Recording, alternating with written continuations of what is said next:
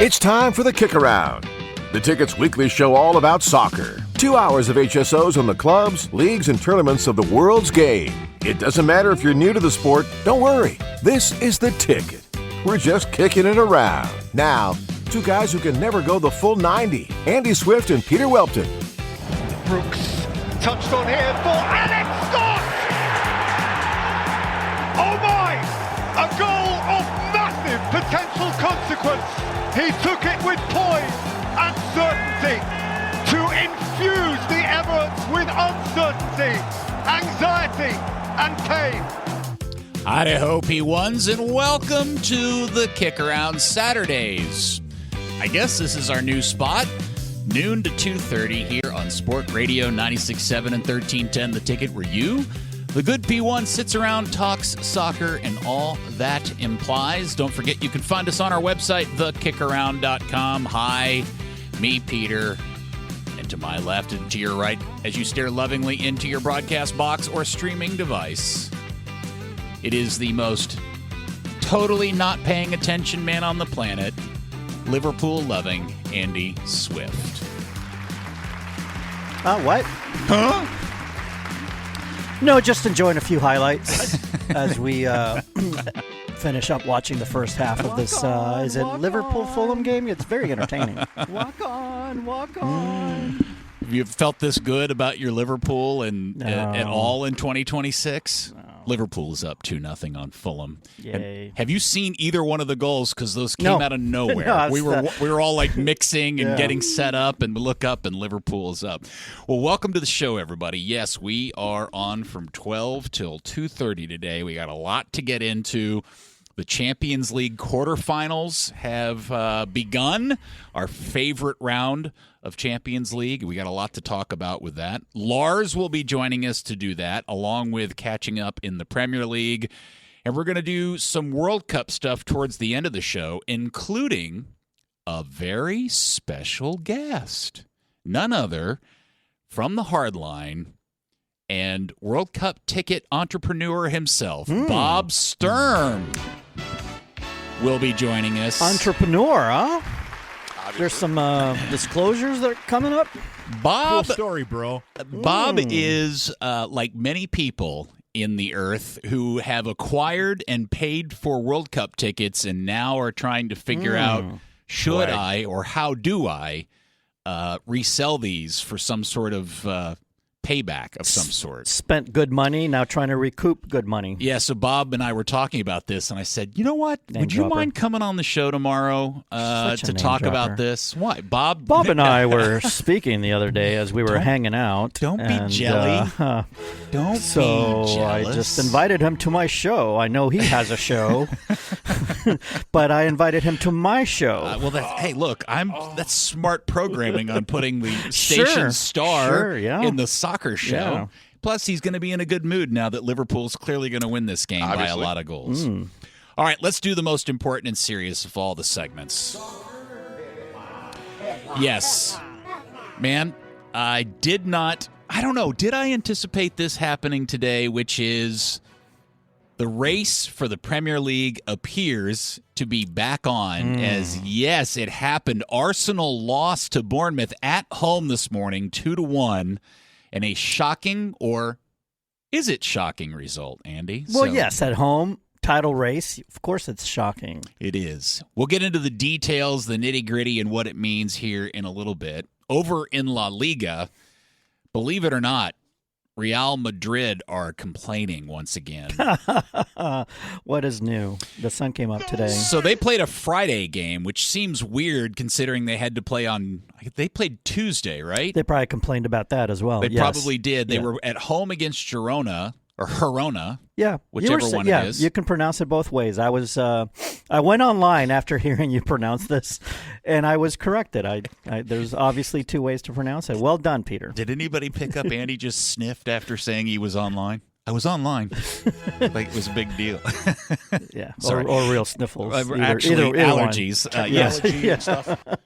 So while tied going into added time yesterday at home against Girona, there was an incident in the box. Mbappe goes down, and Arbeloa, the manager, is furious after. Actually, he's putting on the bit of, I'm so tired, I'm so used to not getting the calls, and everybody's out to get us, and this is all a conspiracy against that longtime manager Real Madrid, right? That he's very calmly being accusatory about it. But you've seen the play, Andy. I've seen the play. Yeah.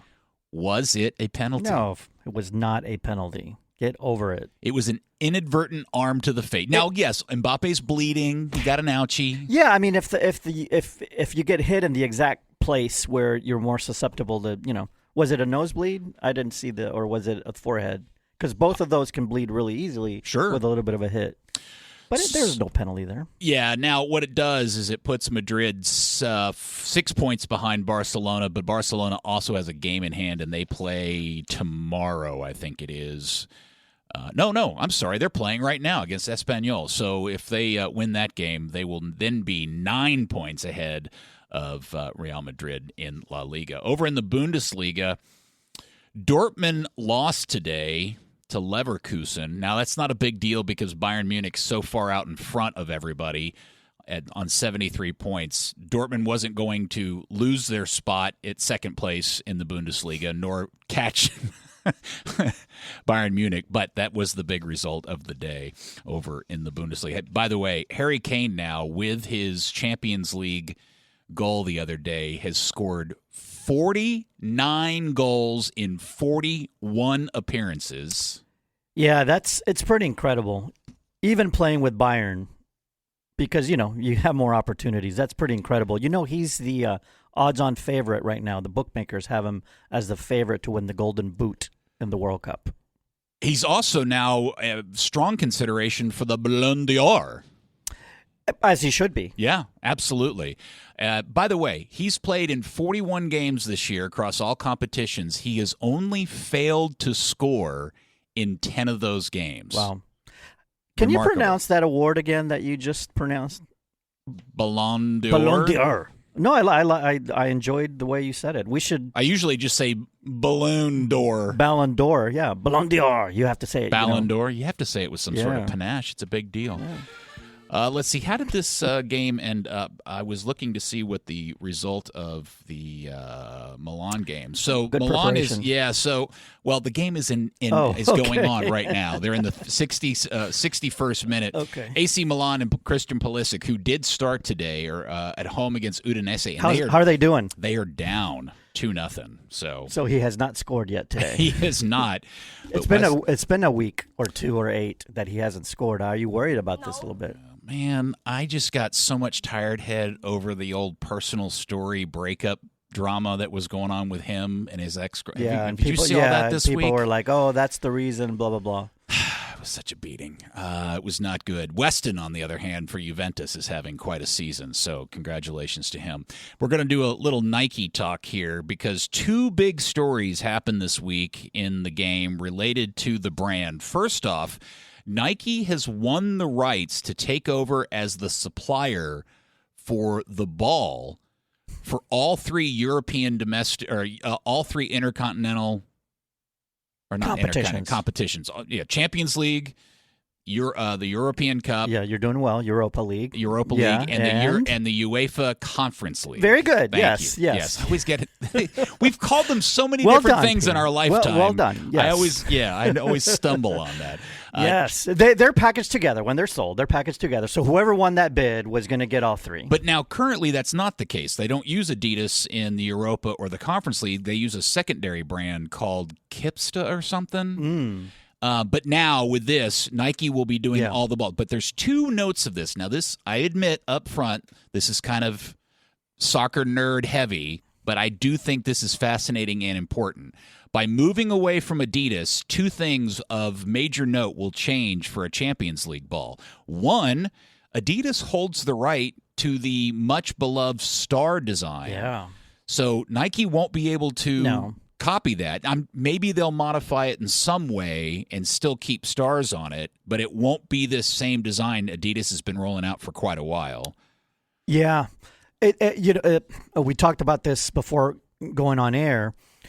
UEFA had to make a decision because the chip technology belongs to Adidas right now. This is the second part. Okay. Yes. Well, yeah. Go ahead. Yeah, and so UEFA had to decide between money, probably a lot of money, or keeping the technology, which really enhances the competition side. Yes. And so for those who don't know what we're talking about, Adidas holds the proprietary rights to the chip that is in the ball that helps streamline and make more accurate semi-automated offside. So when semi-automated offside was introduced, it was reliant on the idea that you were using the Adidas ball. This all started back in the previous World Cup, which has a chip in it, which allows them to determine the last touch of the pass of the ball to trigger offside lines.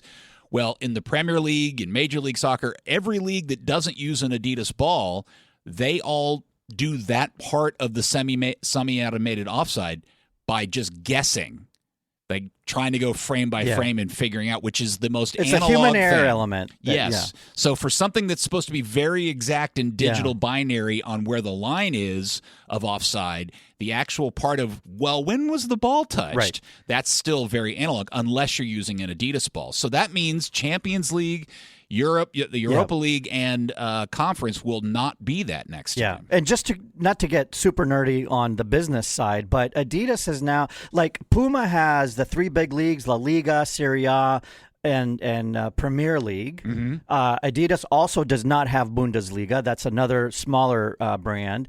They've lost all the European competitions. They do have the World Cup, and I wonder if... And they have MLS. And they have MLS. Right, they have the World Cup and MLS. But there's no chip in the MLS ball. But I wonder if, and they spent a lot of money developing that technology, I wonder if they're also more reluctant to bid higher, counting on leagues and confederations to say, we'd rather have the technology. You would think and so. And then Nike and Puma just come and say, no, we got a lot of money. But here's the deal. If the Premier League can roll around without the technology and nobody's complaining about it, then why bother with it? Yeah. Now, the World Cup will obviously have an Adidas ball, and the ball in the World Cup has the chip in it. It also does that weird bit where they try to figure out you can use the chip to determine if a player touched the ball for, like, handball. Remember how that happened in the last World Cup? So that's a big part of this, and that's all going to start happening in 2027. We haven't seen designs or anything. And then last, related to Nike, and this has been an ongoing story since the last international window a couple of weeks ago, which was all the national teams all began to roll out their new kits that they're going to wear in the World Cup, or in the case of some nations, not wear in the World Cup. Ooh. But if you're a Nike branded and supplied national team, everybody began to notice that everybody's jerseys had these weird little humps. Some people were calling them shoulder nipples. Like when you put a T-shirt on a hanger, kind of. Right, yeah. A shirt that's been on it or something that's been on a hanger too long, you get this little hump in your shoulder, and it became kind of a thing. Now, I originally had read that this was simply a byproduct of how Nike was folding and packaging the shirts, and teams were just taking the shirts out of the packaging and putting them on the players and not ironing or steaming them first. But apparently Nike has now admitted this is a flaw in the design. Oh, no. The drama. Yes, 100%. There we go. Terrible. What are we going to do? Well, because what are teams going to do? Well, there's nothing they can do except maybe make the kit man or woman have to spend time steaming and ironing shirts. Will any team blame a loss in the World Cup because of their jersey? You know what will happen? A ball will fly over a player's shoulder, and it'll hit the little shoulder nipple. And go for a corner instead of not a corner. Yes! And then the team scores on that corner. A goal will be scored from a corner because the ball came off a shoulder nipple. 100% that's going to happen. There's nothing Nike can do about it. And by the way, I was at the Nike store the other day, and they had the U.S. kit on the dummy. Mm-hmm. There was no shoulder nipple. What are you saying? That they give preference to the U.S. because Nike's from the U.S.? I think. And they're trying to maybe like when they play France, can we get that corner kick? I just wonder if a memo went out to all the Nike stores that said, make sure you steam this shirt so you don't see the shoulder nipples. I think there's a conspiracy theory here. Other national teams have to deal with the shoulder nipple. And when the U.S. plays another Nike team, they know this. That's right. I'm going to jot this one down. We have to keep track of this during the World Cup. I really feel like outside of all the ticket drama that happened this week, this really is our first official World Cup controversy. Shoulder nipples. But only like Nike teams have to deal with it. Right. So right. Shows you. Just stick with Adidas, right? Or whatever. I'm not going to take sides. Puma. Yeah. All right. There you go. There's soccer headlines. When we come back, we will dial him up, your favorite Norwegian and all of our favorite Norwegians. Lars Sivertsen will join us next here on the KickAround. Arsenal. Well done. Yes, we'll talk about Arsenal. Well done, Peter. All right, Champions League quarterfinals have begun. We will dig into those results here, I don't know, in probably 30 minutes or so, just after the top of the hour here on another fun-filled episode of the KickAround. Hi, I'm Peter. There's Andy. And live on the Diamond... No, this is the miracle of the Internet. It is your favorite Norwegian football journalist, Lars Sivertsen. Howdy, Lars. I mean, Lars. You don't know that. We might have some massive Mats Arntzen fans out there. I don't know. There are other Norwegian football journalists are available. None of them which are regulars on the KickAround, Lars. There's only one Lars. All right. You don't seem to understand, Lars. When I walk around the city of Dallas or the surrounding suburban areas, I get asked questions about Lars with total regularity. Is Lars as nice as he seems to be on the show? Legend. Can Lars take your place, Peter, and just Lars and Andy? Yeah, sure. If that's what's good for the show, that's what's good for me. It'd be Lars taking Andy's spot. Just for the benefit of the listeners, this is clearly not true, but Peter knows, I have confidence issues sometimes. It goes up and down. So, he wants to really get me going for this show. This is Peter being a very good host. Picking you up. Right. Yeah. All right. Sure. Andy's in a good I'm like Alvaro Morata, If I miss Okay. a chance, it's a little bit too, You're become done. too sad. You're done, yeah. I was not counting on Lars throwing out a Morata comparison to Yeah. that. That's pretty great. Andy's in a good mood today, Lars, because Liverpool is winning against Fulham 2-0 right now. So there you go.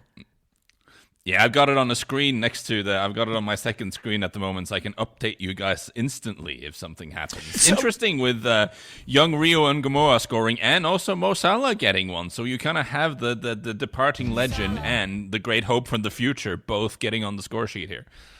Go ahead. What were you going to say, Andy? I was going to ask you guys a question related to a match we saw earlier today, because part of my good mood might be that we may have a title race again, and it's just making things more exciting. So my question for you, real quick. Okay. And we know Arsenal lost, and there's a race now.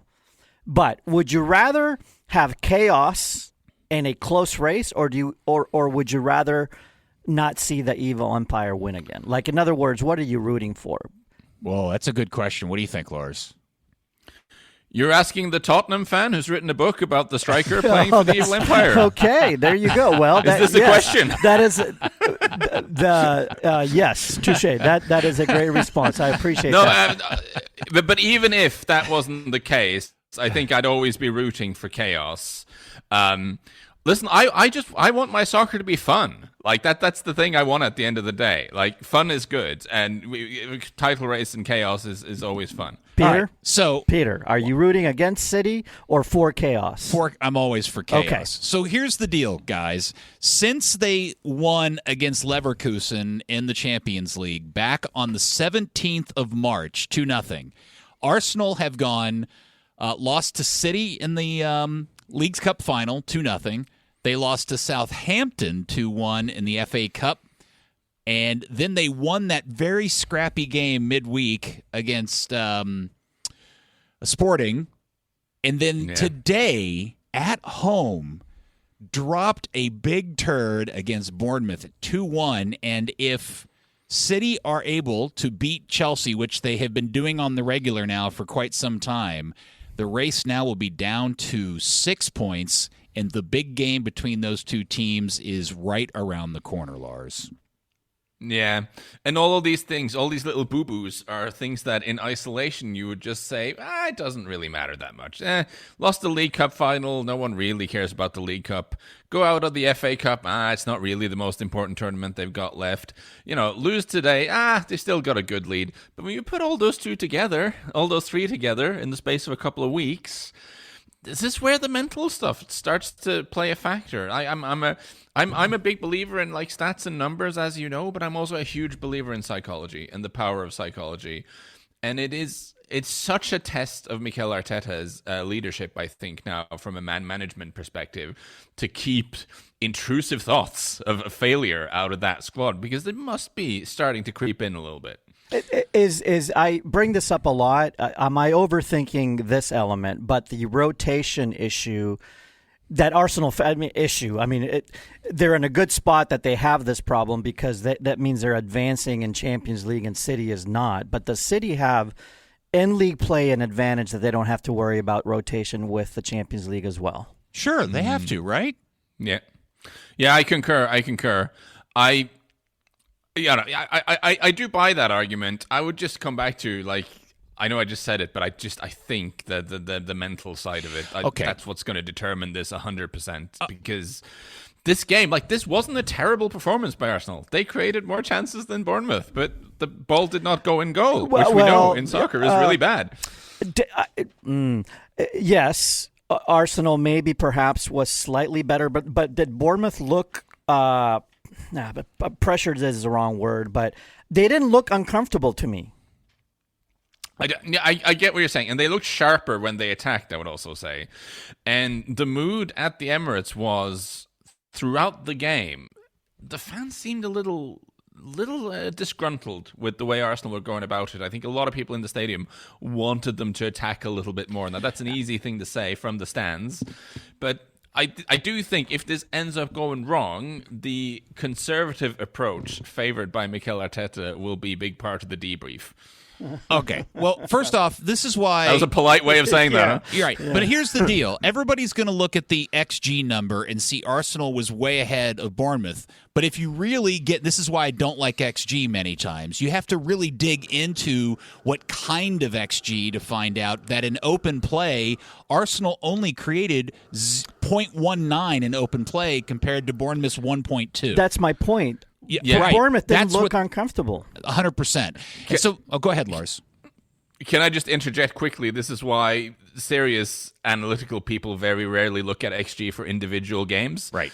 Because there are too many little things that can paint a false picture. XG is a trend metric, not an individual game metric. Over 10 games, very good metric. Over one game, not so good. Yeah, so here's the question, because this is the part of the Arsenal story that I can't figure out, because if I feel like Arsenal was this very impressive, they've got lots of depth, they'll be able to handle injuries, and they were scoring goals, and they were always very good defensively, but not at the expense of an attack. And something has changed, and I can't figure out what it is. I don't know if Arteta has changed the team to be more defensive just to kind of protect their lead in the Premier League, or what's going on.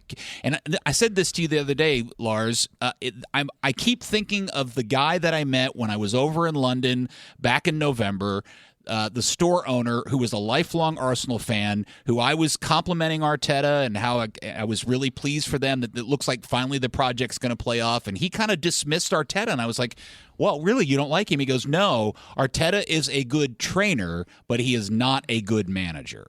And that just keeps ringing in my head. Meaning, for some when reason. things are down, he doesn't know how to get it's the psychology part he's talking about. He didn't. I think that's what he was alluding to, and Lars doesn't buy this as much as I do, but I don't know if there's something to that or not, Bud. I think taking a team that was out of the Champions League multiple years, was finishing 8th consecutive seasons, and make them title challengers means you're a good manager. Full stop. I'm not having any of these other things. I want to say something that will be deeply unpopular with Arsenal fans listening. I missed Martin Ødegaard in this game. I think Martin Ødegaard is he gets a lot of criticism, Martin, because he's not. I think the problem with he is not the player people want him to be. People want him to score more goals and do more, back heels and more, because he is such a technically good player. But when he's not there, you really miss the guy who connects midfield and attack the way he did. Like, there was a lot of times where Zubimendi and Rice were just kind of passing it back and forward and do a fullback and whatever. They weren't really finding those openings and connecting midfield and attack in this game. And that is what Martin does. He does that really, really well. And yes, because he's so gifted, you often want a little bit more from him. And he's not had his best season. I buy all that. But I think in this specific game, the thing they were struggling with is the thing that he brings more than anything to this group.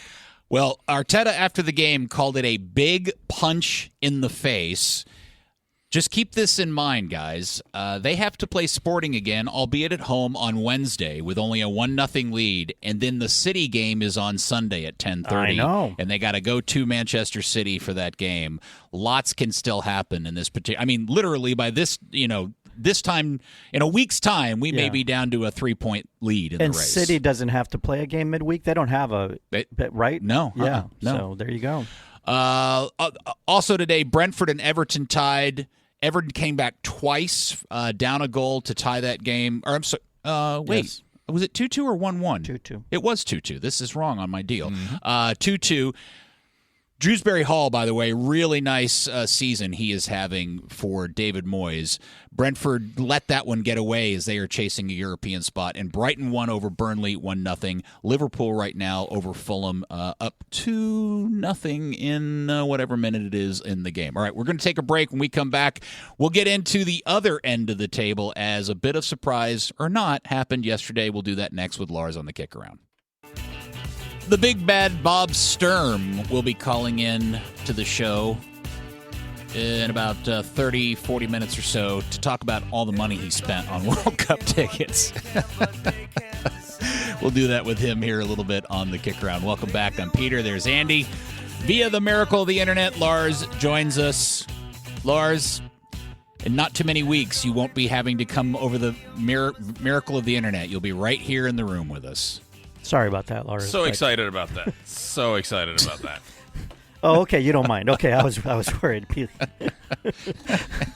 He's worried you're going to get worn out by me very quickly, but both. No. Both, This you is and I. fine. Come on, we've done this before, guys. We've done a daily World Cup thing before. We were all friends afterwards. It was fine. It was fine. Yes. It dawned on me this morning, actually, especially after the Arsenal loss, that tomorrow suddenly becomes a very important day in the Premier League.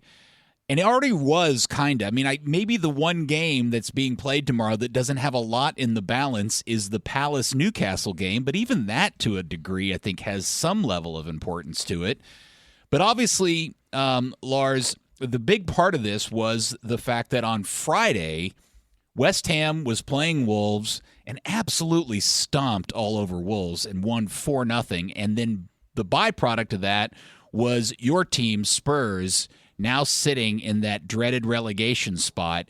And now they have to travel to the Stadium of Light, play Sunderland, on top of debuting their brand new manager, De Zerbi, all wrapped up into a giant burrito.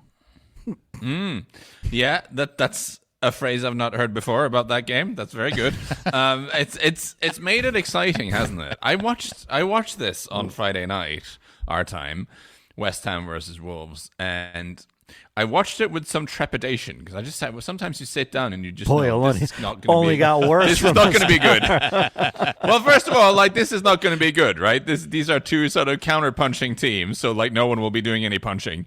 And it was just for the first half was not good. It was not an enjoyable game of football in the first half. Then in the second, West Ham, they had this quick-fire double of Tati Castellanos, who they brought in January, scoring twice, and They have been Nuno'd. They've turned into a absolutely typical Nuno Espirito Santo team. We've seen it before with Wolves. We've seen it with Nottingham Forest. He does this. He's good at taking teams, making them like a solid, compact mid-block and sharp on the counter. And they are now they are good. And the question is, did it happen too late? I mean, Spurs should have hired Nuno. No. Whoa, wait. Well, they already had a guy who wanted them to sit back and not pass the ball a lot and just try to hope for set pieces, and that didn't go very well. So I don't know. Stylistically, I don't think that's a good match for Tottenham. I wonder if it's because it took him a while to get going, Nuno. Like, if you cast your mind back to January, it looked like it wasn't going to work at all, and they did lose a lot of games. They could still go down. It really does depend on whether De Zerbi can get Tottenham going. Well, that's the question, Lars. You know, we here have a lot of Spurs fans that listen to this show week in and week out, and you're dealing with a team that last won a Premier League game back in January, and De Zerbi feels like the weirdest choice to pull a team out of the fire, because it's starting strong isn't. I don't think if I'm going back and thinking of De Zerbi's record, he's not exactly known for immediately pulling teams out of a fire either. That's not his style, is it? He has been known to take a little while to put things together. I did put this to a friend of mine who works in the football industry, as it were.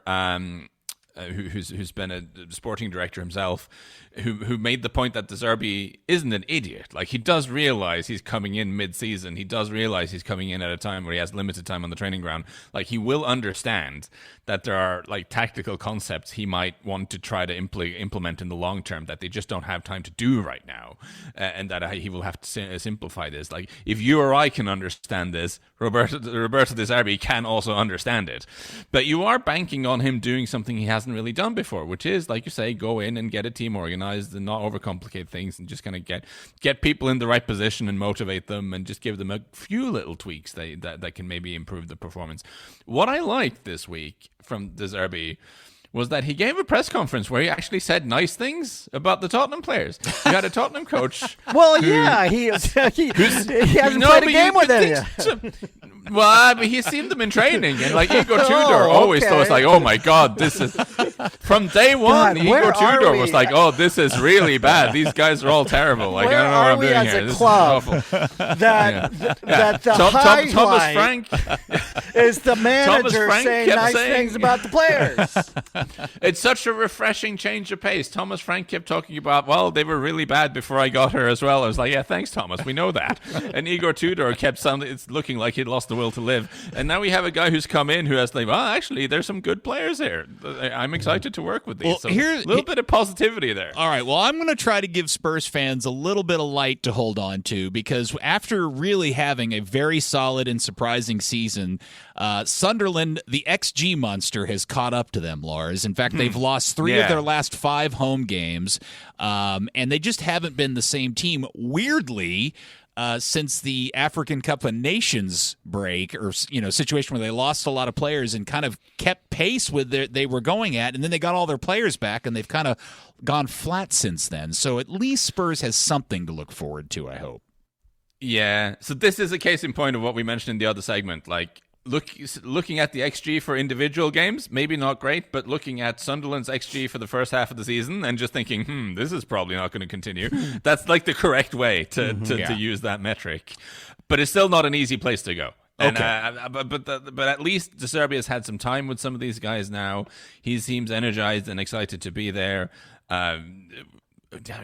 I'll be watching this from behind the sofa. Let me put it that way. Behind the sofa, not on the sofa. Okay. Yeah. Which is weird, because I'll probably be watching it in a pub or something. So I'll have to find, like, hopefully they will have a sofa that I can hide behind. Is that a way to say I'll be peeking at the game here and there? You should have like a dainty lace handkerchief that you hold in front of your face as you watch the game, Lars, to hide your eyes. Obviously, the other big game that now suddenly has a lot on the line is Chelsea hosting City. Now, Chelsea is trying to figure out how to get and keep themselves in the Champions League. They're going to have to do it without Enzo, because this is the game that the second game they have suspended him for. And while they all claim that they've made nice and it's all been fixed, he still is suspended for this game. And let's see. Oh, and of course, City now is trying to make a chase to get it down to 6. So there's all this talk about Arsenal bottling things, right?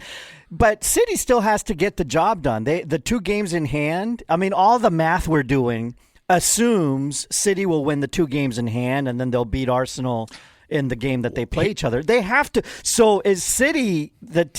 Well, here's the thing, and Lars will back me up on this. The last time Chelsea beat City in the Premier League was back in the year 2021. No. Yeah.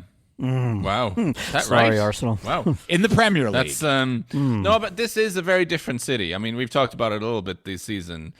More so than any Manchester City team than under Guardiola. I do think, well, maybe apart from the first season, I do think this is a team that's capable of losing to anyone, because I don't trust that defense at all. Like, really, the front line. I mean, we'll probably see Erling Haaland up front with Semenyo and then Cherki and Doku, I would imagine. Those four can produce goals against anyone, and probably will produce goals against anyone. But the back, Nunes, Kusanov, Guehi, and O'Reilly at the back, like, I'm not having that. And Rodri, who can't really run anymore. So what? And then, what would you rather Silva, who is very small and also kind of old. Like, I think any team in the league can create chances against Manchester City, which is why this team is also unusual, because 3 years ago, City would just take the ball and have it for like 80 minutes of the game. But they can't do that anymore. So I don't trust them to win every single game. Were you surprised at how much Chelsea freaked out about the Enzo comments about Real Madrid? Well, I should stress, it wasn't like just the comments. If you take the thing he said about Real Madrid completely out of context and say, oh, he said it's a nice city to live in, then the reaction is a little extreme.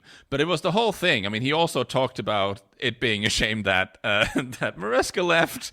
And like, generally, he did seem a lot less than committed. He did also say something about how, I don't want to misquote him, but he suggested, like, I'm happy there for now, but, you know, we'll see in the future what happens. Like, he was not speaking as a good company man. What I want to flag up, though, is the quotes from Liam Rosenior about this from the press conference, because I am very surprised by this. Liam Rosenior said he won't play on Sunday, but hopefully after that he'll be a massive part of the group moving forward. Okay, so far so good, Liam. But then he said, there's still a few hurdles that need to be overcome that I won't go into. But at the same time, I want every player really, really focused. So, what hurdles and why? Like, you don't need to say that, Liam Rosenior. There's absolutely Maybe an no apology. reason. Maybe he wants an apology. There's no reason. Did he say that at a press conference, or did he post it on LinkedIn? Yes, Yeah. he said it on. Yeah, exactly. But he said it at a press conference. There are still things. There are still things in the air that I won't speak about now. You don't have to say that. That's like you putting up like a big bat signal in the sky saying things are not good. Like, you can't. You don't. There's a completely unforced error, I think, by quite an inexperienced manager. Well, that is a big one. That's at 10:30 tomorrow. We'll everybody hold on and see how that plays out. The other big game happening is Forest is hosting Villa. Villa has not won at Forest since 2019, by the way, and they're also winless in their last five in the Forest is winless in their last five in the Premier League. So. Update from Lars. How's Villa's XG, and do they deserve to be fourth? Are you still there? Yeah, so it is that they have been overperforming, and this sort of latest dip they've had in the last couple of months was expected, right? Because again, it doesn't even have to be against the XG. I know it's a little bit of a divisive metric, but just the simple fact that they scored so many of their goals from shots outside the box, like, it just doesn't. That's not something that typically happens. It's usually not a sustainable model, and we have seen in the second half of the season that they've started dropping points. But just as I was starting to think, like, oh no, it's happening, the Villaing is happening, they kind of seem to have, I mean, that win against West Ham last weekend, or in the last round in late March, that was huge. Yeah, they were taking on West Ham, who've been Nuno'd, who are now like a smart, compact, counter-attacking team, and they beat them comfortably at home, and that gave them, like, with both Liverpool and Chelsea making mistakes all over the place, I think that little cushion they have now of 5 points down to Liverpool, I think that's going to be enough, even if they drop a few points here and there. Yeah, if Spurs managed to win and Forest lost, Spurs would be ahead of everybody by 1 point on 33, and Forest and West Ham would be at 32, and it's just going to be nuts like that, I think, through the rest of the season. And that also, I was thinking about this, about the City thing. I meant to mention this. Man, City's got to be kicking themselves in the butt for dropping those points prior to the international break. Those games they let get away from them. The Sunderland game and the Forest, I think it was, that they dropped those points. Because, man, if they had won those games, it would be neck and neck with Arsenal right now. Yeah. Do you see a refocused City team, though? Now, I think psychologically they see the real possibility now Yeah, I agree with you, Andy. I think the combination of Arsenal making these unforced errors and not being in the Champions League anymore, I think that has really focused the mind a little bit for City. You mentioned those drop points. I mean, that was such a strange week. I mean, the City went to Real Madrid away and played essentially like we talked about, 4 forwards in that team and just the 2 attackers, which are Rodri and Silva, who are, and then so they got done there, and then they go to West Ham away, but now they play a much more balanced team against West Ham in the league. And I saw someone comment, like, if they'd have picked the opposite lineups, like the lineup they played away to Real Madrid, if they played that against West Ham and they played the West Ham lineup against Real Madrid, I think that would have worked out better. But this is Guardiola. He does that sometimes. And the only game left is on Monday. Manchester United is hosting Leeds. Leeds, who have not scored in their last 4 Premier League games. I don't think they've actually ever beaten Manchester United in the Premier League, if I'm looking at my record correct. And hold on, United have scored 13 goals in the last 3 Premier League games against Leeds. All of that leads up to, well, clearly United's going to blow this one. Yeah. Looking forward to it. I jinxed him. Okay. But this is an interesting game, I think, in the sense of we are trying to ascertain whether Michael Carrick is a viable candidate for the full-time job and not just the caretaker who's doing really well. And one of the things I really want to see is I want to see Manchester United actually play well at home when they're expected to dominate a game, because it's something they've struggled with for years. And I think this is, if you're a Man United enthusiast, this is a game that I think will give us some answers, probably. This is a really interesting test specifically for that particular question. Thank you, Lars. All right, there's the Premier League catch-up. We're going to take a break. When we come back, Lars will join us and we'll recap the quarterfinals of the Champions League next year on the KickAround. I don't know if you're aware, but the World Cup is coming. Tell me more. So we're going to dig into World Cup stuff here in about 15, 20 minutes on the KickAround. Tell us. Cool. But before we do that, let's get into our favorite round of the Champions League. It is the quarterfinals, which began midweek just a few days ago. Lars is still here. Howdy, Lars. Hi, guys. Lars, did you watch with great anticipation all 4 matches this week? I did. I really enjoyed them. Okay. It was enjoyable football. I think you might be right about this being the most fun round. It is. Yeah, it is. Wonderful. I think the new format kind of threw a bit of a wrench in with the additional knockout round a couple of weeks ago, but this probably still retains favorite status for Andy and I. I also just think you had out of the 4 ties, I think you had 3 that you would look at and say if that was a final, it would be a good final. With apologies to Sporting. So, the field is very strong this year. You're just bitter because they knocked out the Norwegians. Well, yeah, I am bitter about that. But I also just think, in general, it's a fun Champions League season because out of the big dogs, I think Arsenal is the only team that can really defend. All the other ones are, even Atletico Madrid are doing odd stuff at the back. So you get quite open and interesting games. Yeah, I do think that the headline from this week is that Barcelona and Madrid both lost their games, and I guess the question is, do you feel like either one of them are? Do you have a strong sense that both those teams are out of this?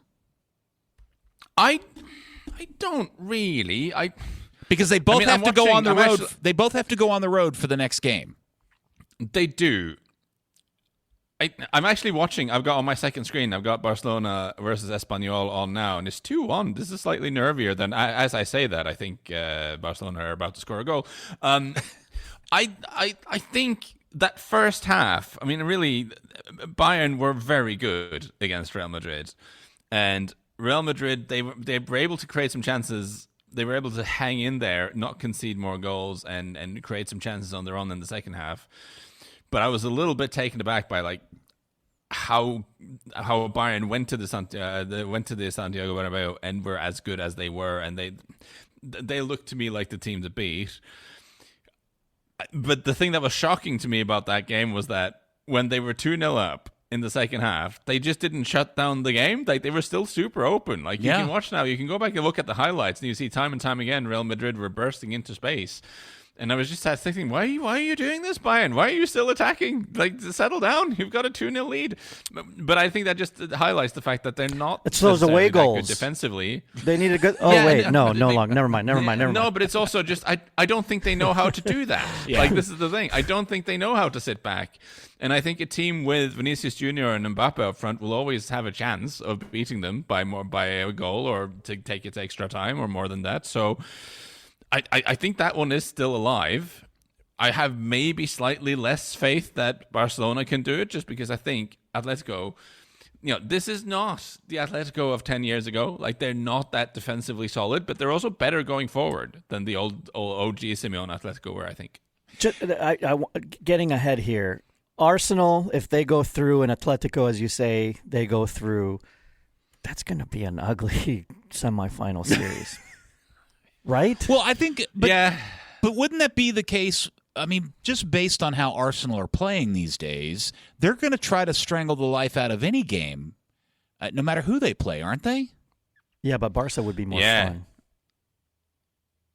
I concur. Saying that, Barcelona have not scored by the time since I said Barcelona are making this more awkward than it should be, they have scored 2 goals. Okay. So clearly they heard me. They heard it's that meme. They took it personally, They were not the power of Lars. Yeah, exactly right. Yes, I would rather see Barcelona. I would rather see Barcelona or Arsenal. All my sort of Tottenham sympathies aside, I think that would be a more fun semi-final. I concur. All right, I want to throw a complete aside into this about Bayern Munich, because when I was watching this game, one of the things that really caught my eye was how absolutely off the charts, wildly good Manuel Neuer was for Bayern in this game. He made some stunning saves to keep Bayern in the lead, and lo and behold, I don't know how I had escaped this. He's not the starting keeper for Germany coming up for the World Cup. I don't think he's even on like the team. 65 years old. I just assumed he's so good that he was still their starting keeper, and somehow I didn't know that. No, he was one of a couple of players who stepped down in 2024. I knew he had broken his leg, but I thought he had come back. I didn't realize he had just completely but he's retired. Yeah, no, he retired from the international scene. Yeah, and then he went skiing and broke his leg. Yeah, that was. I think he that's retired before skiing. Okay. Yeah, so he's. I think the key is to just keep him off the skis, I guess, and then he can just go on forever, because he is in very good shape. I do think the Federation did approach him about unretiring, and he said he was amazing in this game. He was so good, and I hate to do this to you, Andy, but PSG 2, Liverpool 0. Well, then don't do it. Let's just move on. Well, let me ask Lars this question. Okay, then false. Is the kind of sense that PSG is now suddenly a dangerous problem for everybody else? Is that a byproduct of how good they're actually playing, or how maybe bad Liverpool have been of late prior to beating Fulham today 2-0? No, I think if we go back 12 months until early spring last year, I think there was a pretty strong consensus that PSG were the best team on the planet at that time. And I think we're seeing them now start to ramp up a little bit again in the Champions League. And with the ball, they are hitting those levels. I thought they were extraordinary here. But I do think they have a little bit more of a glass jaw than last season. So I think if you're actually, they don't have Donnarumma in goal anymore, and he was a big part of that run to the final last year. Safanov is not the same thing. I think if you're able to get at them, they can be. They're not. They don't have a match winner in goal anymore. But of course, we're not going to go on about this, Andy. But Liverpool were very much not able to get at them here. No. Yeah, going back and playing 5 in the back was kind of wild to see, based on how Slot his. That was the opposite. It was the opposite. Yeah. I want to go back to the Sporting Arsenal game here real quick, and go back to something we were talking about when we were mentioning Arsenal's loss to Bournemouth, which is, Lars, what is it in your mind that has fundamentally changed about Arsenal that have put them in this kind of funk? And is it the pressure? Is it how Arteta is setting the team up? Is it a missing player? That's the part of this that I can't really put my finger on what is wrong with Arsenal. I think the nerd answer to this if you want it. I do. Is that they have. I very do. He's a nerd. Lars. They haven't been creating a lot outside of set pieces all year. Like they've been over reliant on set pieces, and their whole thing is that our defensive process is incredibly good. Our attack in open play is not amazing, but we compensate by being very good at set pieces. That kind of the story of their season. Yeah, it masked that deficiency, right? When they had so much success early in the season with that. And I still think the most likely outcome is that it wins them the league, this approach. But football is a low-scoring game. And if you're relying on not conceding goals, sometimes, I think it was Pep who said, sometimes football happens. And this is the kind of sport. Like, if you look at the first goal they concede today, it's a deflected cross that ends up tricking everyone. And this is the sort of random nonsense that can happen in this sport. Like, there's no defensive drill that completely protects you from a cross deflecting off someone and getting a curve that no one can intercept, and then you concede a goal. Like, football happens. And in a low-scoring game, when goals do so much to shape the outcome of games, if your model is conceding little and sacrificing some attacking strength from the fact that you want to be solid defensively, some games that'll happen. Okay, so it's only a 1-goal lead for Arsenal, and yes, they do have to go back to London. Is Arsenal going to hold on to this and advance? Yeah, I think so. Okay, well, maybe I'm being a little bit complacent. I've been on the Arsenal train all season, and every time they have a little wobble, I just go, the numbers look good. Come on, they'll get it done. The thing that is shaking my faith a little bit now is that we've had 3 of these boo-boos in quite quick succession right at the point of the season where the pressure is starting to ramp up. And this is where my belief in numbers runs into my belief in psychology. And and I'm starting to think, you know what? All these guys who write about how Arsenal, they have a mentality issue, they're not winners, maybe they're right. Maybe there is something there. It's not so much them having the issue, but when you hear it over and over and over, it then becomes an issue for them. It does. And it's not like they were better than Sporting necessarily in this game. I mean, they had to win it in the 91st minute. It was kind of a dull game all the way around, and it wasn't.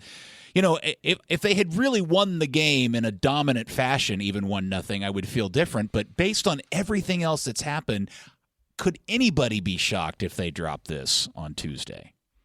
Shocked? I still think that is. I would still be shocked, to be honest, because I thought that game was.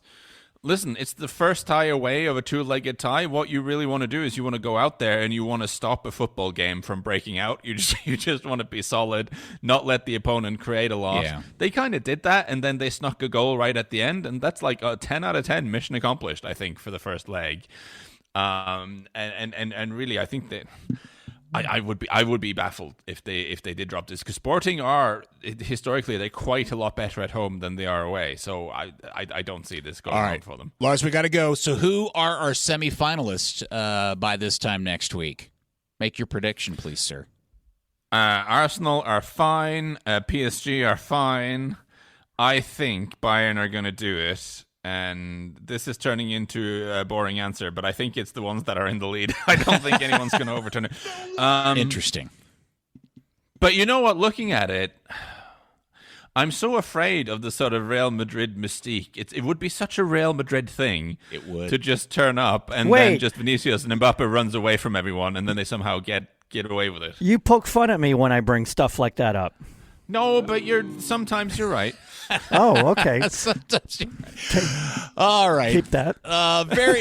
Somebody mark that for future use. Very good. Yeah, Lars, clip that and use it for the summer. I think right. That'd be useful Exactly. He arrives in early June and will be here through July. Lars Sivertsen, we are head-to-head records. Yeah. Love those. It's really important what people did against each other in the 30s. It's super relevant for us going on now. Okay, fair, I love it. I love it. Who I love brings it. that I up? love it. Lars, thanks, man. I appreciate it. Always lovely to hear your voice, sir. Have a lovely weekend, everyone. Yeah, everybody. All right, that's it. When we come back, we're going to get into World Cup talk next here on the KickAround. That is the theme. It's time to talk. Oh, it's too loud. It's not loud enough. Norway, Turkey, Finland, Iceland, There we go. Nigeria, Ecuador. It's time for World Cup talk. here on the KickAround. By the way, Bob's going to join us in about 10 minutes or so to talk about his World Cup ticket situation, which is actually pretty entertaining. We'll do that with Bob here in a minute. Bob's pro World Cup. He is so pro. Yeah. Boy, wait until you hear what his situation. No. Boy, is he very much pro World Cup. All right. I'm very proud Obviously. of Bob. Andy, you and I were trying to figure out what we wanted to do about World Cup today, and we had so much stuff that we've decided to break this up into 2 segments, and we're going to talk about Pele and Brazil and Argentina and stuff before the end of the show. But here, you had a really good idea, which is, look, we just got through an international window. It's one of the last ones before the World Cup actually happens. And in many ways, it's the last one that actually, I think, holds any value in terms of whether or not you think this is somehow indicative of what's about to happen to your national team. Because the next window, May 31st and June 2nd, I think it is, man, those are so many times just throwaway. Yeah, those just don't get hurt. Yeah, high-end training sessions, ultimately. Yeah, and the U.S. has to play Senegal and Germany in those 2.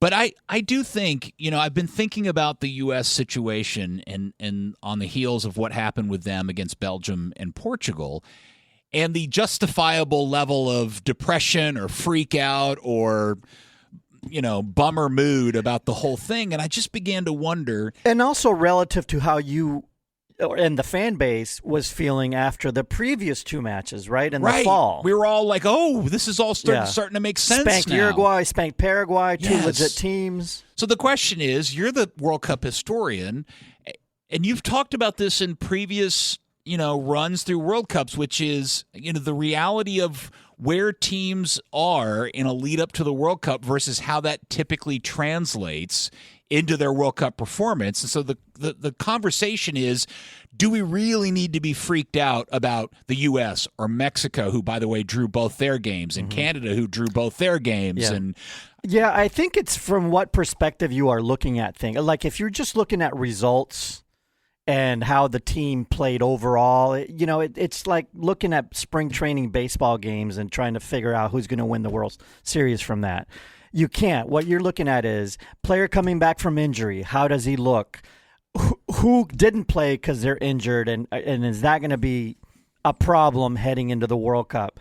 Specific positional issues. Like with the U.S., it was clear. Our issue is the center back pairing. So that's what we look at. Okay, how did it look without the ideal pairing, and how did that turn out?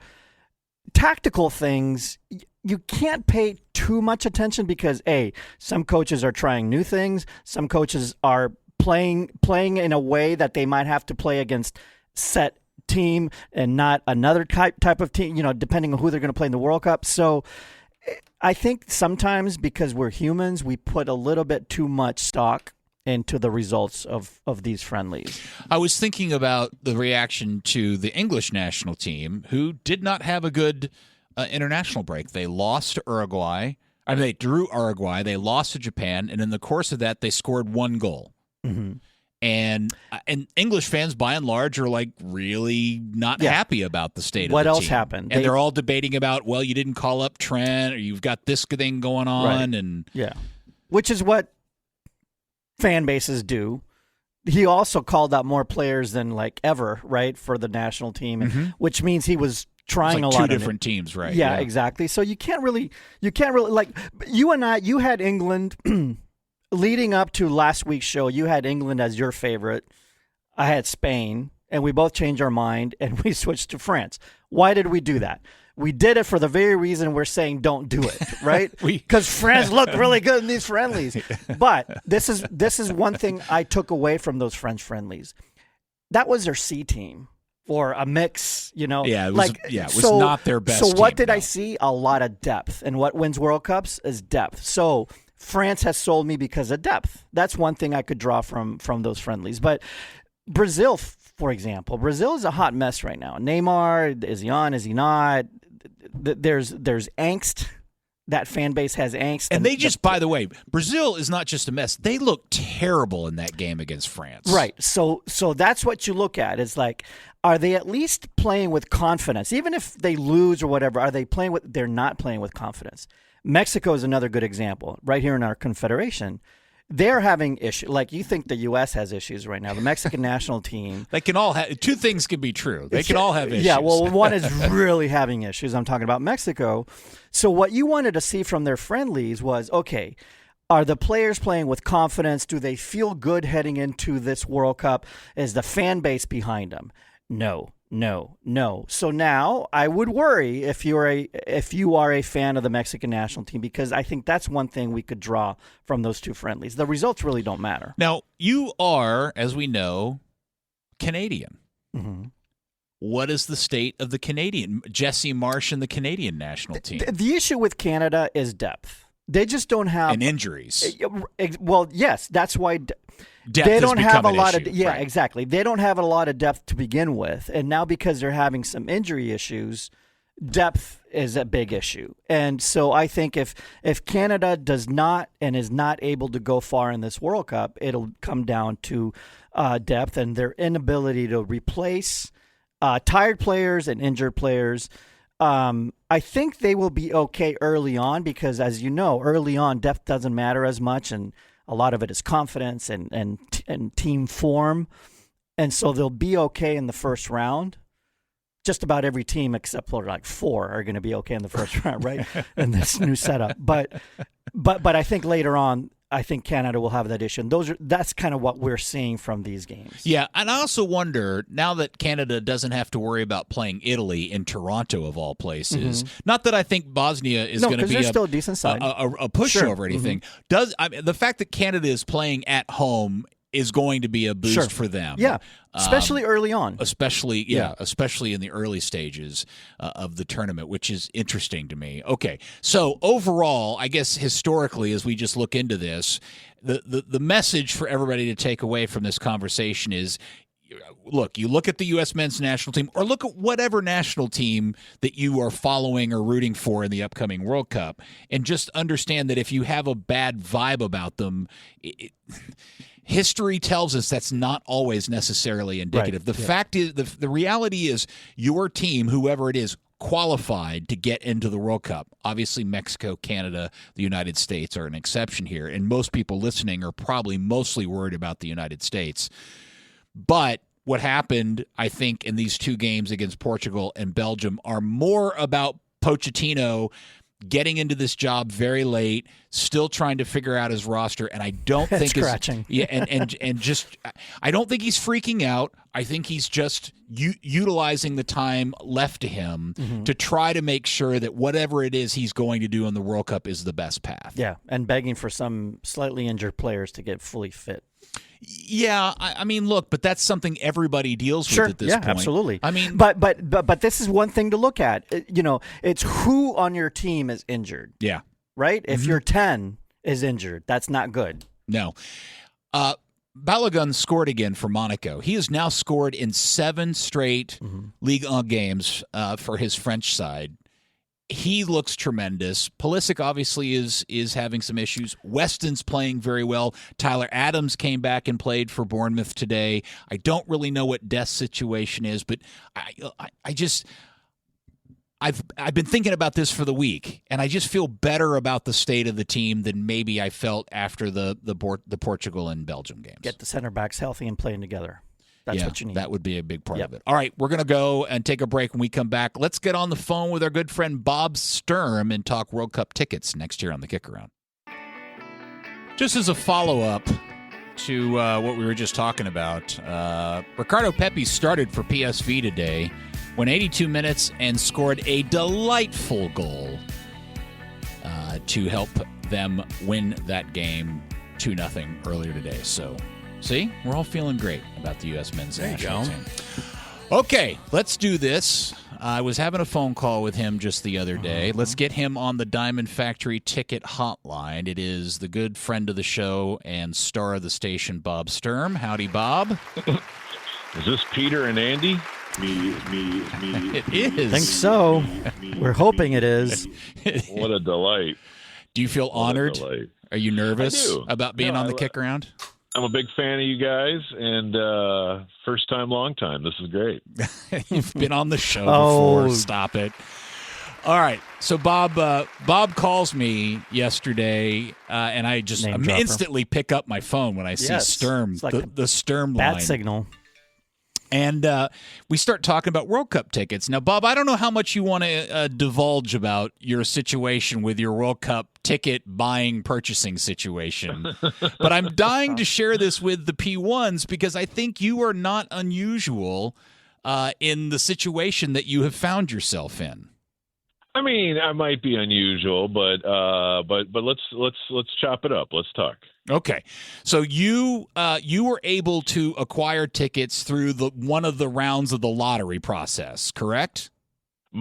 Technically my daughter, but she neither wants to go to the World Cup nor has that type of cheddar laying around. So her and I both applied for the lottery with the understanding that they would end up with Dad, and she would like to join me for a match, and I'm going to make that happen, of course. But yes, technically, young Maddie was the one with the lucky lottery fortune. Does FIFA know this, that you're getting her tickets? Is this allowed? That's a great question. Okay. That's a great Let's question. not tell anybody. Let's just keep that amongst ourselves for now. Okay, dump all that then. I wish I had been around the Sturm dining room table when Bob essentially assigned the duty of all of his children and family members to go out and apply for FIFA tickets, for World Cup tickets. That would have been an awesome scene. Well, only one of them listens to me. So no, she was very, very pleased. We didn't necessarily get the matches we solely desired, but who wants to be picky when everyone else is not even getting the good answer from the lottery at all? So. Peter's raising his hand, by the way. Yeah, well, and me too. And I believe I did everything the exact same as she did, but I was shut out. They were unimpressed with me. So let's just get into it, Bob. I'm going to leave it up to you to decide how much of this you want to divulge. Sure. But how much have you actually now spent in acquiring World Cup tickets? So I have 12 tickets. Ooh. I have a foursome to 3 different matches, and all in, I believe we have averaged out to a $600 price point per. So a grand total of $7,200. Oh. Okay. So hopefully, though, unlike the fan in England who had to sell his house to acquire tickets, you're still under that threshold. We've been saving for just this occasion. So you were out mowing yards in your side time to help me. Paper route, lots of bake sale, lots of car wash, lots of things to podcasting. Raising funds for the right to go to the World Cup. And to be fair, I don't really want to go to 3 matches. I'm sure I could be talked into it, but this was probably more of you applied for the lottery. Here are the ones you won, but we kind of need to know, are you in? And I don't know if I was rushed or whatever, but I think, we see this a lot in consumer relations these days, is that it's very wise for the business to make it feel like you're lucky and the chosen few for the right to give us a ton of your money. Is FIFA doing that, do you think? I believe they are. I believe they have. Okay, They have properly done a fine job at making me think I had outsmarted them by handing them a giant stack of money. Yeah. Okay, so you ended up with 12 tickets. The conversation the other day, though, revealed to me that you are now positioning yourself to become a World Cup ticket entrepreneur by diving into the world of the FIFA resale platform. Okay, yeah. So let me explain. I believe it's Father's Day. You could maybe help me with this. Maybe it's not. Maybe it's between Father's Day, but I think the 14th, is that Father's Day? Maybe. I'm not a father. I don't know. Well, you still have the right to know some dates of major holidays, but June whatever. 14th? Is it June 14th? Yeah. Mm-hmm. Okay. So that is Holland and Japan. Oh, right. Yes. Yeah, And- but okay, I'm sorry, but that is not Father's Day. I don't think it's a Sunday though. Okay. Maybe that's just Father's Day any day. It's yeah, you might be right. So June 14th, maybe the 21st is That's Father's Day, correct? Okay, perfect. So I have tickets to Holland, Japan, which I was very excited about because that's Lucky. a match I really want to see. And honestly, if Big Verge needs a house or a meal when he's staying in town, I think the Sturm family would be considered Virgil van Dijk friendly, and by extension, perhaps his entire national team. Any friend of Verge is a friend of mine. Cody Gakpo in particular, or just anybody you need. So, Any Dutch person, right? I get it. yeah, we're Clockwork Orange on June 14th, and I'll be using those. And so, just for full disclosure, she won the right to give them all of Dad's money in Category 1, the controversial Category 1. And so, as I can tell, now that we've been issued actual placeholders on our seats, they're 300 level, but they're right about midfield, and they're 600 apiece. How did you? By the way, how did you find out where your seats were? Because if you have been, they've assigned seats to yeah. games. So Yes. how do you find out where your So seats are? if you log into your account, Okay. you look up your tickets, and I am told, because I don't have tickets, I'm told it actually will now tell you Oh, where your seats have excellent. been assigned. Okay, That is correct. Bob, That you can is go on. I'll correct. be right back. Andy Yeah. just found something out. Yeah, so those and honestly, I think all three of my matches are the 300 level, and they're all seemingly In the middle. To use American football terms, they're all sort of between the 40-yard lines. It looks like. So I don't know if I'm allowed to be mad if I got pushed to the top of Category 1, but I still get roughly the center circle. And then my other two matches, which I'm less thrilled with for various reasons, but in order of chronological order, let's go. June 25th is Japan, Sweden. And I want to say that's a Thursday, and I want to say that would require Bob to ask off work. And as much as that Japan-Sweden game might be a real cracker, I will attempt to move those. Okay. And I think those were 500 apiece face. Mm-hmm. And then the 700 apiece face is the right to see what's left of Argentina and Jordan on, I want to say, either the 27th or 28th of June. Right. And that's also a foursome.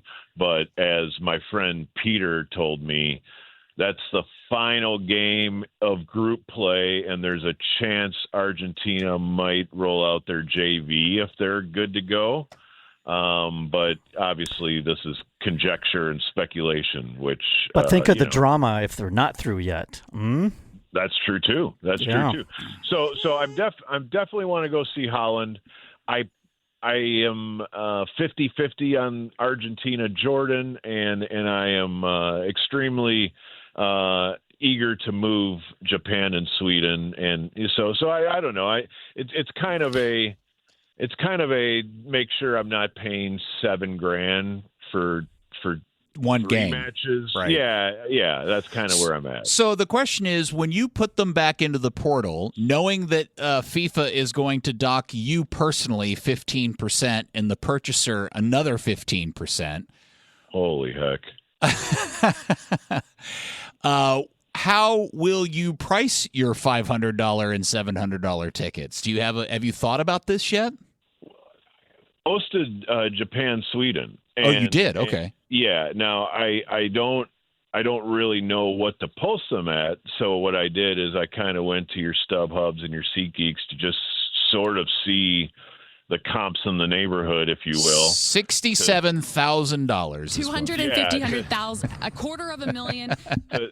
to kind of get a feel for what the market is, I decided to just kind of throw caution to the wind, and I think I listed them for some ridiculous total, knowing they weren't going to move. I think I put them up there for $12.50 a piece. 4, 5, 6. Whoa! So you doubling your money. Yeah, essentially to double my money, knowing that I have to take A hit. of that $5,000, I have to quickly give FIFA like $750 of it, right? So Whatever 15% of that is, yeah. $750 of it. So the idea that you would still net out at like $1,050 a ticket, roughly. Yeah. I think. And the goal, I'll just be very transparent with you in the P1s, because I don't anticipate anybody is going to want to pay that much to see Japan and Sweden here listening. I probably need some nice Swedish or Japanese people to really be interested in this match, and I'll make them a deal. But the idea, the strategy, is to take one or two of the matches and pay for all of the matches, so the Sturm family can go see Holland for essentially peanuts. So Right. we'll But see. you were also trying to acquire smartly round of 32 games on July 3rd. Yes, I am trying to, but that deal has not been cemented, so that is speculative. How much are those But, tickets? You know what? That's a great question. 250. Thank you, Peyton. So we're talking about that match because that's the potential U.S. If U.S. comes in second, they'll be in Dallas on the 3rd, Yeah. and they may end up playing, of all teams in the world, yes, Iran. Yes. So, hey, Bob, you have two things working in your favor for the Sweden tickets. One is they are home basing here, base camping. Yeah, base camping here. Right, so you're going to have a ton of Swedish fans here because of that. That's good. So that's I one like good to hear thing. that. And our good friend Lars, who's part of the KickAround for World Cup, he's Norwegian. He has a ton of Swedish friends. Yeah, we'll make So sure Lars we'll make sure he helps makes you some out with content. this. And the Japanese are going to travel well. Bob, I think you're going to sell those more easily than you think you are, especially if they're good 300s.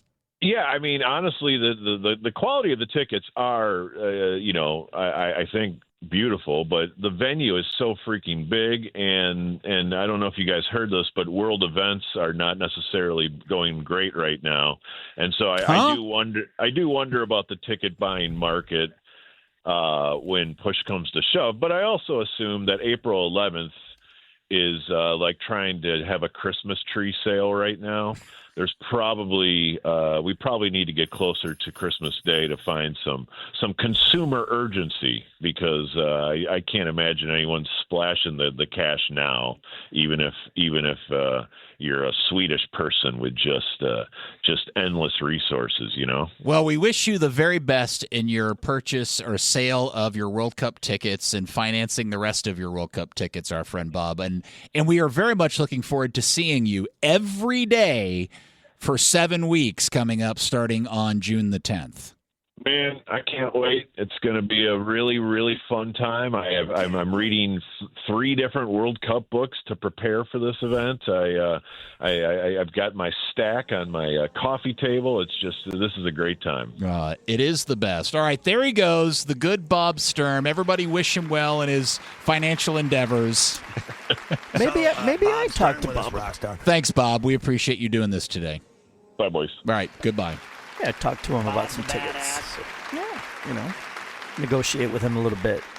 You and I Maybe. need tickets to go to a game, right? I don't have any, no. He didn't. I mean, the mention problem England, is, Croatia. like, if I wanted to go to the Japan-Sweden, I can't go to that game because it's at 6 p.m. We got a radio show to do. I may have England, Croatia game tickets. You do? Well, it's Croatia. Oh, man, I am I so can't- jealous. All right, very good. Everybody's going to the World Cup except for me. It's kind of funny. It is kind of funny. In fact, it's In hilarious. fact, Dylan, maybe we can talk. Dylan Got extra tickets. Dylan and Dixon and Connor all going to the World Cup. I don't know Not about me. Dixon, but Dylan. All right, we're going to take a break. When we come back, we'll do our final segment and talk about Pele. Yes, that'll be a good time next on the Kick Around. We have successfully navigated our way through another episode of the KickAround into our final segment before giving way to Dallas Stars hockey. Go Stars. All right, World Cup stuff, continuing with that, which is leading into the noise that is going around that here we are, just not far from the World Cup, and Messi has yet to make any sort of confirmation that he is joining Argentina for the World Cup. Those are some of Bob's tickets. He wants Messi to play. Yes, he needs Messi to Also, play. at this point, he needs Messi. Like, yeah, if you thought trying to resell Argentina Jordan was already dodgy for being the third game of the group, now imagine Messi not being part of the tournament. But, but then I saw Messi in the Lego commercial and... Yeah, I feel he's going to play, but there is some noise because he's been asked to commit to saying yes. And he has not. He refuses to. I think part of it is, does he want a John Elway drop the mic style retirement moment, right? Well, but if he had, then why go back and continue to play, club ball with Miami? Different, two very different things. Yeah, but... Okay, let me ask you. So, Pele, I'm going to bring him up, right? Okay. Pele, 1970 World Cup, wins that World Cup, defining moment of his career. He continued to play club ball, good, bad, and different, but it's still... Pele's all about that 1970 World Cup when it's all said and done. Yeah, see, the magic. I wondered if Messi is dealing with the ghost of Maradona, which was Maradona kind of like loomed over the national team for so long. After winning it, still stayed. And when he clearly was too old and probably shouldn't have, is there a part of him that's like, oh, God, I don't want to be Maradona Jr.? People close to him are saying that is part of it. Okay, because here's the deal. He's playing great for Miami. Again, I get it. It's not World Cup ball or anything. Yeah.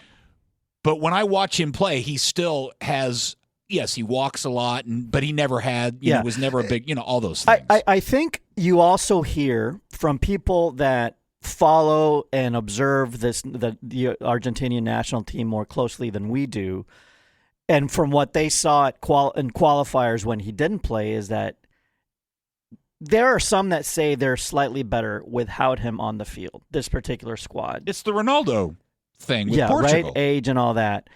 There are still a lot that say he's still important and better, and they're overall better with him on. I think he is still good enough to be a massive game changer for them. But the question is, if you have Messi on the roster, is there a scenario where he comes off the bench as a regular? That's a tough one, right? See, that's the thing. That's a tough one. And we bring up Pele, and something very similar happened with the Pele story, because Pele, and it's very similar heading into like that 1970 tournament and the 1922 tournament.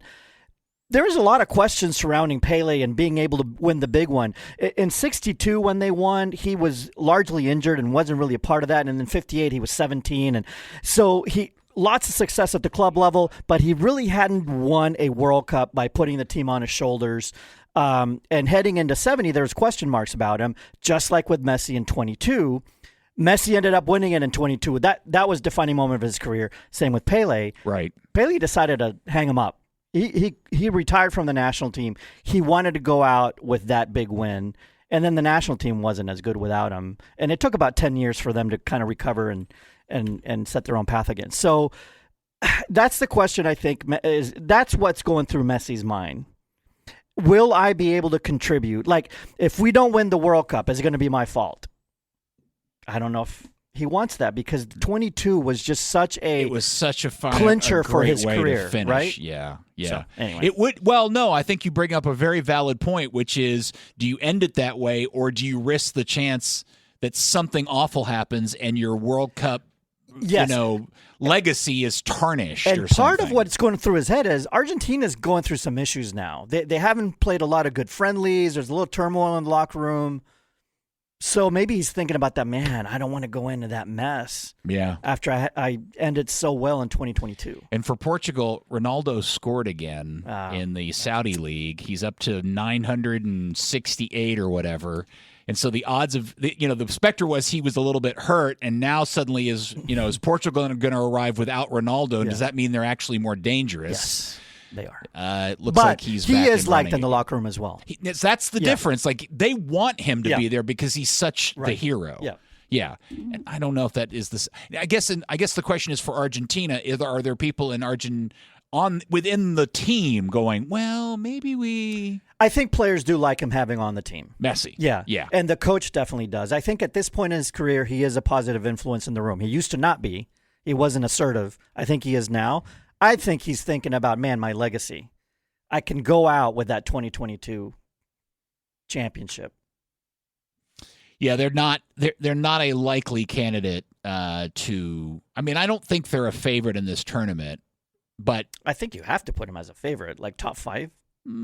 Yeah, maybe. Yeah. Anyway, I'm not going to pick him. I don't think Messi or without Messi. I don't think you will either. How long? May 11th is the first roster announcement, by the way. If you didn't know that. No, I didn't know that. Thanks for the info. I should tune into the show. May 11th, and then, like 3 weeks later, you got to rack it down to 26 or whatever it is. Yep, 26. Hey, Andy. What's up? Hey. Thanks to Dixon for doing tickers. Thanks for Dylan for producing. Connor, thanks for running the board. And thanks to Bob and Lars and everybody. P1s, we love and adore you. Go on out there, do that thing, get stuck in, and win your 50s.